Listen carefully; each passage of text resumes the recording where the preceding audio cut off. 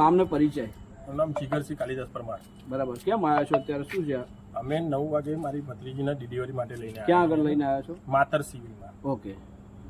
એટલે 9 વાગ્યાની આવીને મેં અહીંયા આગળ આવીને પૂછ્યું પહેલાં કે ચાર્જમાં કોણ છે. તો અત્યારે ચાર્જની અંદર આશુતોષભાઈ ડૉક્ટર સાહેબ કરી છે અત્યારે ચાર્જની અંદર.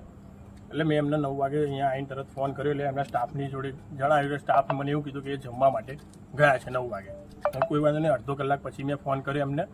પછી બી એમને કીધું કે હું હજુ જમીને આવું છું. 9ના અત્યારે 12 વાગ્યા પણ કોઈ આવ્યું છે નહીં. હવે સિવિલ હોસ્પિટલ આપણે બનાવવી છે ગરીબો માટે.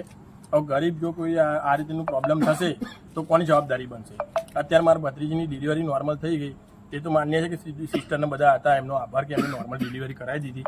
પણ જો ડિલિવરીની અંદર ભગવાન ના કરે કે આગુ પાછું થાય તો એની રિસ્પોન્સિબિલિટી કોની બને? હવે જો ધારાસભ્ય સાહેબ, સાંસદ સાહેબ, ગામના સરપંચ એમને જો આ બધું જહેમત ઉઠાવીને જો આટલું મસ્ત સિવિલ હોસ્પિટલ અહીંયા બનાવ્યું છે તાલુકા લેવલે, તો એની અંદર સુવિધા પણ એટલી પ્રોવાઈડ કરે એવી હું બધાને અપેક્ષા રાખું છું.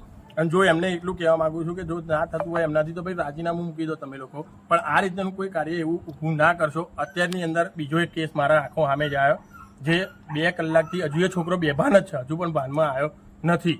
તો પણ કોઈ જાતનો હજુ ડૉક્ટરની કોઈ જવાબદારી બનતી હોય એવું લાગતું નહીં કે ડૉક્ટર હજુ પણ હાજર થયા નથી. મેં 9, 9:30 વાગ્યાનો ફોન કર્યો છતાં બી કેટલો 12 વાગ્યા છે લગભગ. ડૉક્ટરને મારે ફોન કરે 3, 3.5 કલાક થઈ ગયા પણ હજુ ડૉક્ટર અહીંયા હાજર થયા નથી.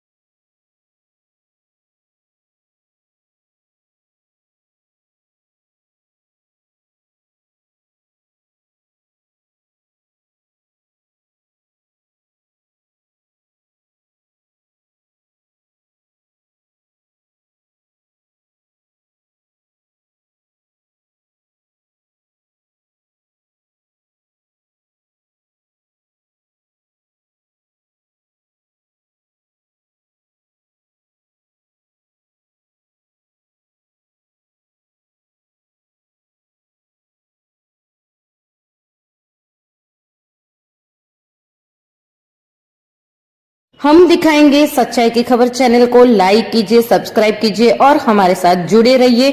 हम दिखाएंगे आपको सच्चाई की खबर।